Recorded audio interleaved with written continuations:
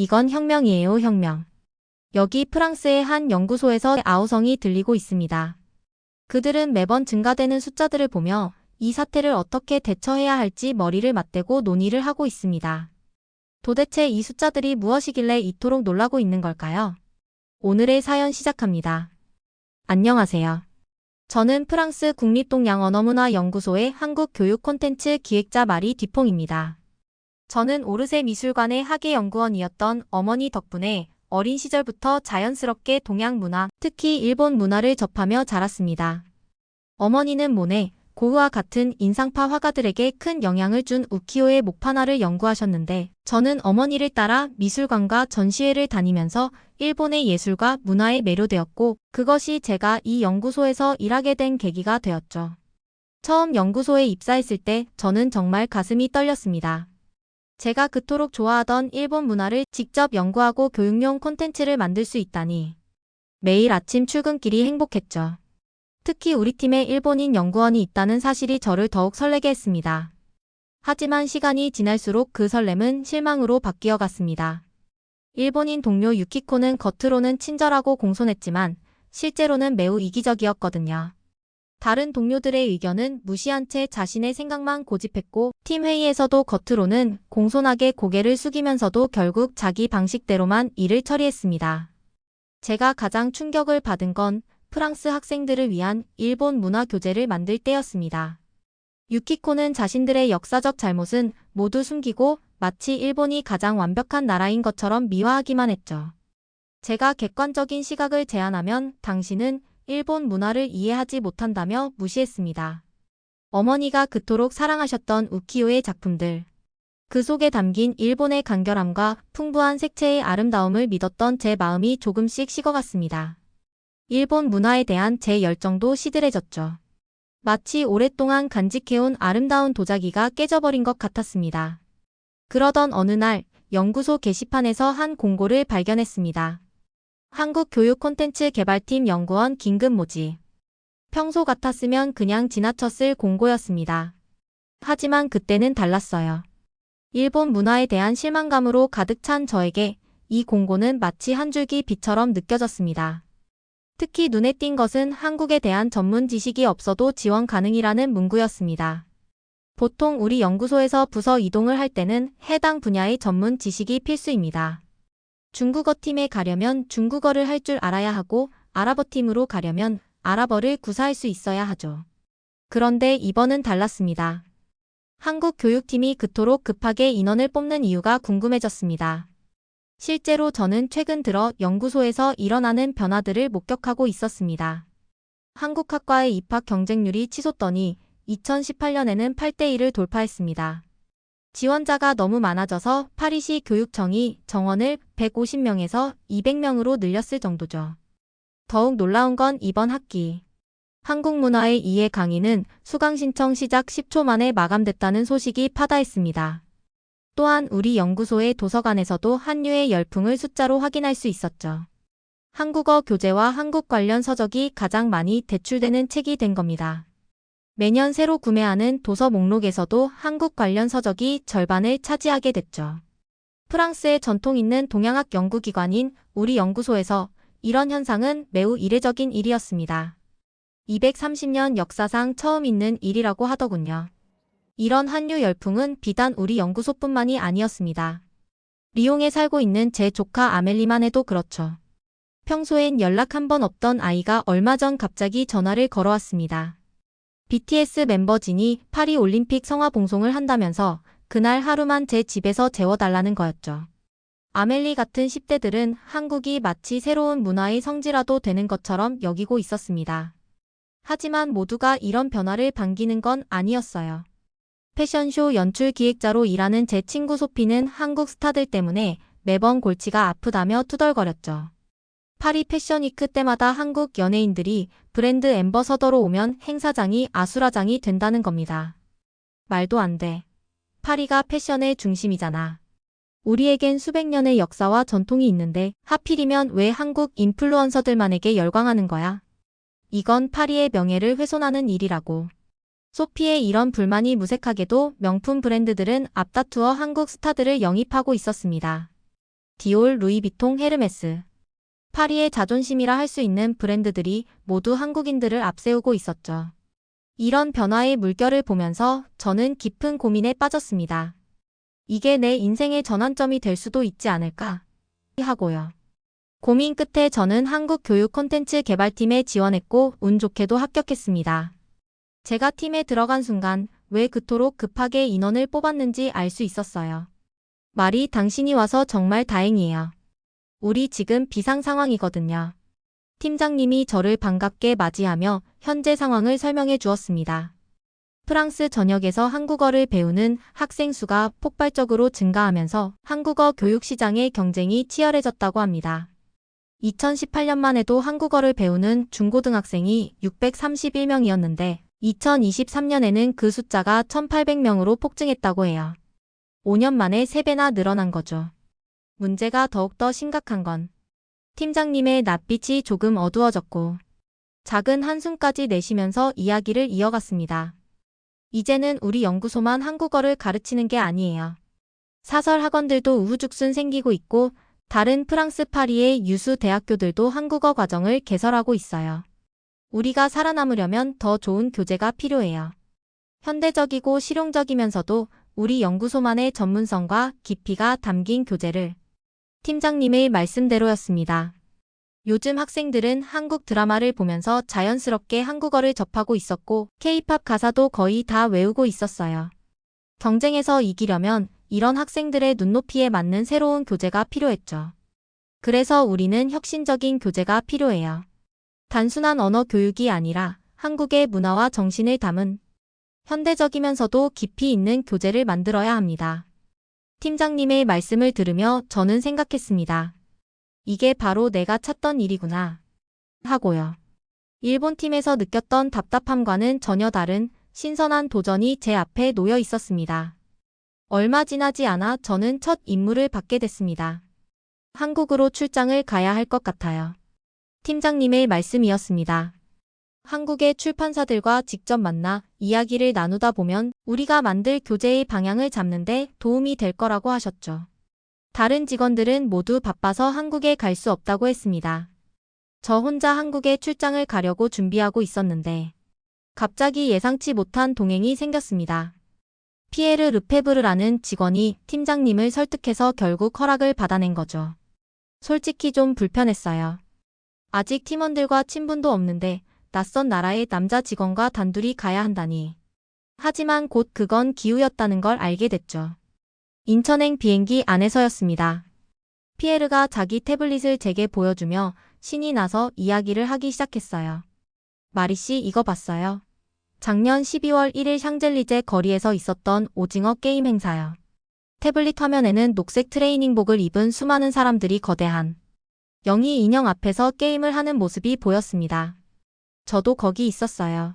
체감 온도가 영하 4도였는데 1시간 동안 하나도 안 추웠죠. 너무 재미있었거든요. 프랑스식으로 하나, 둘, 셋, 태양을 외치면서 할 때는 정말 심장이 터질 것 같았어요. 피에르의 눈이 반짝였습니다. 그는 자신이 찍은 영상도 보여줬는데 태양이라는 구호가 외쳐진 후에 핑크 가드가 참가자들 사이를 돌며 규칙을 위반한 참가자를 찾는 모습이 마치 진짜 오징어 게임 속 한 장면 같았어요. 그날 5만 명이 신청했다는데 전 운 좋게 뽑혔어요. 그리고 12월 10일에는 시즌이 첫 1, 2화 시사회 티켓까지 얻었죠. 2,800명 중에 한 명이었다니 정말 행운이었죠. 피에르의 순수한 열정이 전염되는 듯 했습니다. 저도 모르게 웃음이 나왔어요. 드라마 한 편에 이토록 진심인 사람이라니. 그가 한국행을 그토록 원했던 이유를 이제야 알 것 같았습니다. 이런 사람이랑 같이 가게 됐다면 한국행이 그리 나쁘지만은 않을 것 같았습니다. 13시간의 긴 비행 끝에 저희는 늦은 밤 인천공항에 도착했습니다. 한국 출판사의 김철진 과장님이 마중 나와 계셨어요. 늦은 시간인데도 환한 미소로 저희를 맞아주시는 모습에 피곤했던 마음이 한결 가벼워졌습니다. 프랑스에서는 이런 밤중에 마중을 나오는 경우가 거의 없는데 한국인들의 친절함에 첫인상부터 좋은 느낌을 받았죠. 서울 숙소로 가는 차 안 어느 순간 제 배에서 크게 꼬르륵 소리가 났습니다. 아, 처음 뵙는 분 앞에서 민망한 소리를 내다니. 제 얼굴은 어느새 홍당무가 되었답니다. 하지만 이 상황에서 들려온 김 과장님의 말씀은 벌겋게 타오른 저의 얼굴을 식혀주는 소방수 같았어요. 아, 마리 연구원님. 혹시 식사를 못하셨나요? 김 과장님의 말투에는 걱정이 한가득 담겨있는 듯 했습니다. 네, 항공성 중이염이 심해서 기내식을 전혀 먹지 못했어요. 그러면 지금 식사하러 가시죠? 이 시간에도 문 연 맛집이 많아요. 시계를 보니 밤 12시였습니다. 프랑스에서는 상상도 할 수 없는 시간이었죠. 파리 내 대부분의 식당들은 저녁 10시면 어김없이 문을 닫습니다. 미슐랭 3스타 레스토랑도 예외는 없어요. 밤늦게까지 일하는 사람들은 집에서 해결하거나 간단한 샌드위치로 허기를 달래야만 하죠. 숙소 가는 길에 홍대라고 하는 곳이 있는데 그곳은 24시간 영업하는 맛집들이 많아요. 한국의 젊은이들이 가장 많이 모이는 곳이기도 하죠. 피에르가 갑자기 눈을 반짝였습니다. 혹시 그 유명한 홍대요? 오징어 게임 커뮤니티에서 한국에 가면 꼭 방문해야 할 곳이라고 소개받았어요. 홍대라고? 급하게 정해진 한국 출장, 저는 시간이 촉박하여 한국의 유명 관광지에 대해서는 검색해 볼 여유가 없었어요. 홍대라는 이름을 듣게 되자 내가 드디어 한국에 도착했구나라는 사실을 실감하게 되었고 그제서야 차창 밖 풍경이 눈에 들어오기 시작했습니다. 양화대교를 건너는데 한강변을 따라 늘어선 고층 빌딩들의 불빛이 마치 별들처럼 반짝이는 게 보였어요. 파리의 야경도 아름답지만 이건 완전히 다른 차원의 화려함이었습니다. 그런데 더 놀라운 광경이 기다리고 있었어요. 한밤중인데 차가 막히는 겁니다. 밤 12시가 넘었는데도 차들이 줄지어 서 있었어요. 파리에서는 이런 광경을 본 적이 없었죠. 어머, 이 시간에도 차가 이렇게 많다니. 제 말에 김 과장님이 웃으며 대답하셨습니다. 서울은 24시간 잠들지 않는 도시니까요. 아, 저기 보이시나요? 김 과장님이 가리키는 곳을 보니 도로 한가운데 차선이 유독 텅 비어 있었어요. 그런데 그곳을 버스들이 쌩쌩 달리고 있었습니다. 버스 전용 중앙차로예요. 서울의 대중교통 혁신 중 하나죠. 김 과장님이 설명을 이어가셨습니다. 이 차로는 버스만 다닐 수 있어요. 덕분에 러시아워에도 버스는 막히지 않죠. 게다가 지금 저 버스들은 올빼미 버스라고 심야에도 시민들의 발이 되어주는 특별한 버스입니다. 자정부터 새벽 5시까지 운행하는데 빅데이터를 분석해서 사람들이 많이 다니는 구간을 중심으로 노선을 만들었답니다. 새벽에도 버스가 다닌다고요? 네, 덕분에 시민들은 심야에도 택시비의 4분의 1도 안 되는 요금으로 안전하게 귀가할 수 있어요. 연간 142억 원의 교통비를 절감하는 효과가 있다고 하네요. 이런 대화를 나누는 동안 차는 홍대 거리에 도착했습니다. 한밤중인데도 거리는 마치 초저녁처럼 북적였어요. 파리에서는 상상할 수 없는 일이죠. 샹젤리제 거리는 화려한 명품 매장들이 즐비한 파리의 중심이지만 해가 지면 마치 유령 도시처럼 변해버려요. 소매치기들이 관광객의 지갑을 노리고 불법 노점상들이 공격적으로 달려들기 때문이죠. 하지만 이곳 홍대는 달랐습니다. 한국인들뿐만 아니라 전 세계에서 온 듯한 다양한 인종의 사람들이 거리를 활보하고 있었어요. 마치 초저녁 파리의 샹젤리제 거리를 보는 것 같았습니다. 여기 감자탕이라고 하는 한국의 대표적인 해장국집이 있어요. 한번 가보실래요? 감자탕집에 들어서자 김 과장님은 자연스럽게 테이블에 놓인 태블릿을 만지셨어요. 주문하시죠. 여기 보시면 메뉴가 다 나와 있어요. 어머, 이게 뭐죠? 테이블에서 바로 주문을 할 수 있나요? 네, 이걸 테이블 오더라고 해요. 테이블에서 직접 메뉴를 고르고 결제까지 할 수 있는 시스템이죠. 프랑스에는 없나요? 네, 너무 신기해요.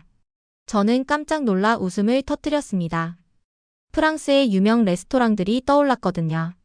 그들은 전통적 서비스를 고집하며 한 테이블당 최소 30분은 기다려야 메뉴판을 받을 수 있어요. 주문한 음식이 테이블에 오기까지는 또 1시간. 손님이 아무리 서두른다고 해도 레스토랑의 품격을 지켜야 한다나요. 웨이터에게 팁을 2배로 준다고 해도 이런 첨단 시스템은 상상조차 할 수 없을 거예요. 그런데 우리가 지금 먹을 음식 이름이 감자탕이라고 하셨죠? 감자가 들어가는 요리인가요? 김 과장님이 신비로운 미소를 지으셨습니다. 아니에요. 감자탕의 감자는 돼지 등뼈를 의미하는 한자어 감저에서 유래했어요. 하루 종일 뼈를 고아서 만드는 전통 해장국이죠. 보통 2~3시간은 푹 고아야 이 깊은 맛이 우러나와요. 뼈를 먹는다고요? 프랑스에서는 이런 부위를 버리나요? 한국 사람들은 달랐어요. 가장 소박한 재료로도 최고의 맛을 만들어내는 지혜가 있었죠. 진한 국물에는 콜라겐이 가득하고 뼈에서 우러난 칼슘도 풍부해요. 거기에 매콤한 양념과 쫄깃한 감자, 아삭한 우거지를 더했답니다. 그때 고기가 붙어있는 큼직한 뼈와 구수한 국물이 담긴 큰 뚝배기가 우리 테이블에 도착했습니다. 김 과장님이 먼저 국물부터 한 수저 떠서 맛을 보라고 저에게 권했어요. 한번 드셔보세요. 조심스럽게 한 모금 마시는 순간 온몸에 전율이 흘렀습니다. 이렇게 깊은 맛이 있다니. 진한 국물은 마치 프랑스의 최고급 콘소메처럼 깊은 풍미가 있으면서도 매콤하고 얼큰한 한국만의 독특한 맛이 더해져 있었어요. 부드럽게 익은 고기는 저절로 뼈에서 떨어져 나왔고 양념과 어우러진 채소들의 신선한 맛이 국물의 깊이를 더했습니다. 프랑스에서는 쓰레기 취급받던 재료로 이런 황홀한 맛을 만들어내다니. 저는 그제서야 한국 음식의 진정한 매력을 알게 된 것 같았습니다. 한 그릇을 순식간에 비웠을 때였습니다. 더 드시겠어요? 김 과장님이 이렇게 물으셨지만 저는 고개를 저었어요. 솔직히 더 먹고 싶은 마음은 굴뚝 같았죠. 하지만 너무 늦은 밤이라 과식하면 안 될 것 같았고요. 무엇보다 중요한 건 제가 다이어트 중이었다는 사실이에요.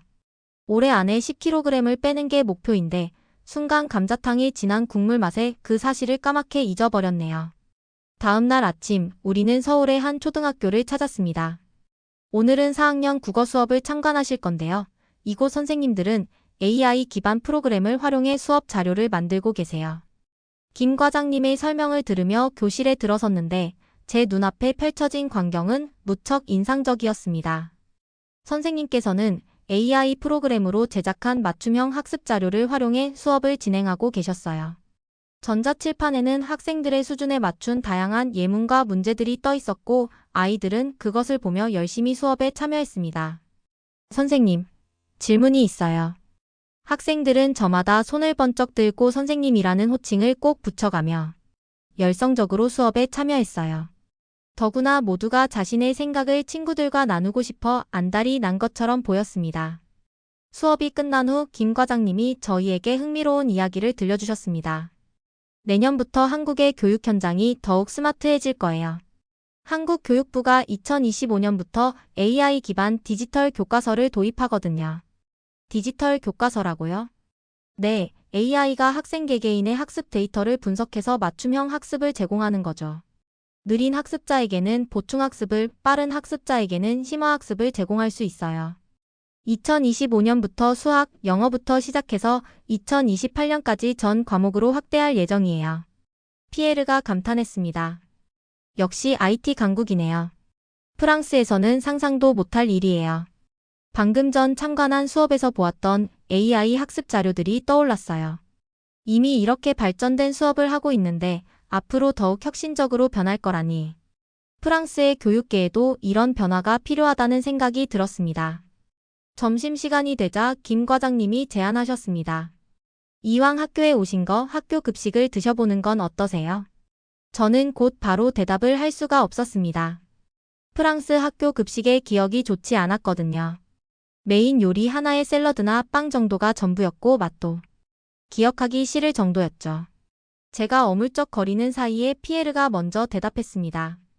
와우, 한국 학교의 급식을 먹어볼 수 있다니 영광이네요. 영광이라고? 무슨 말도 안 되는 소리지?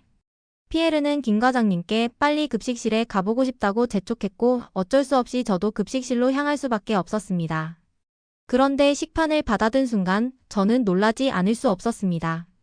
구수한 된장국, 윤기 흐르는 잡곡밥, 양념 맛이 기가 막힌 불고기, 신선한 계절 나물, 그리고 깊은 맛의 김치까지.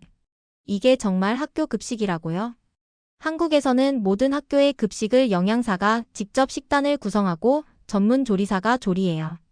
성장기 아이들에게 필요한 영양을 골고루 제공하는 게 가장 중요하니까요.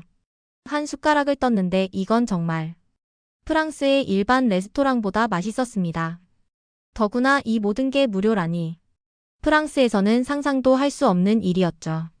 급식을 먹고 난 후 복도를 지나가는데 갑자기 쾅 하는 소리와 함께 와 하는 학생들의 외침이 들렸습니다. 소리가 난 곳으로 달려가 보니 두 학생이 바닥에 넘어져 있었고 주변에는 얼음과 음료수가 쏟아져 있었어요. 종소리가 울리자 교실로 빨리 돌아가려다 서로 부딪힌 모양이었습니다. 그런데 그 순간 제 눈앞에서 놀라운 광경이 펼쳐졌어요. 괜찮아? 어디 다친 데는 없어? 주변에 있던 학생들이 재빨리 달려와 넘어진 친구들의 안부를 물었습니다. 몇몇은 친구들을 일으켜 세우고 또 다른 학생들은 복도 끝에서 걸레를 가져와 쏟아진 음료수를 닦기 시작했어요. 프랑스였다면 절대 볼 수 없는 광경이에요. 피에르가 감탄했습니다. 정말이지 프랑스의 학교에서는 상상하기 힘든 모습이에요. 보통은 누가 책임져야 하는지 따지기 바쁘고 청소부가 올 때까지 그대로 방치되기 일쑤니까요. 한국 학생들의 이런 따뜻한 배려심과 협동심이 어디서 온 걸까요? 김 과장님은 한국어와 한국 문화에서 비롯된 것이라고 설명해 주셨습니다. 실제로 프랑스의 일부 학교에서 한국어를 정규 과정으로 도입한 후 학교 폭력이 줄었다는 보고도 있다고 하네요. 다음 날 아침 김 과장님이 저희를 광화문으로 안내했습니다. 처음 본 광화문의 모습에 저는 할 말을 잃었습니다. 웅장한 고궁 앞으로 최첨단 빌딩들이 늘어서 있는 모습이 마치 시간 여행을 하는 것 같았거든요. 파리에서는 전통 건물을 보존하기 위해 주변 현대식 건물의 높이를 제한하는데 이곳은 달랐습니다. 600년 된 궁궐과 현대식 마천루가 놀랍도록 자연스럽게 어우러져 있었어요. 여기가 세종대왕 동상이에요. 한글을 만드신 분이죠. 김 과장님이 설명을 이어갔습니다. 한글은 정말 과학적인 문자예요. 자음은 발음 기관의 모양을 본떠 만들었고 모음은 하늘과 땅, 사람의 조화를 담았죠. 예를 들어 기역은 혀뿌리가 목구멍을 막는 모양이에요. 그래서 외국인들이 한글을 배우기 쉽다는 건가요? 네, 하버드 대학교 연구진도 한글이 뇌의 언어 처리 능력을 향상시킨다는 걸 밝혀냈어요. 특히 자폐 아동들의 언어 습득에도 큰 도움이 된다고 하죠.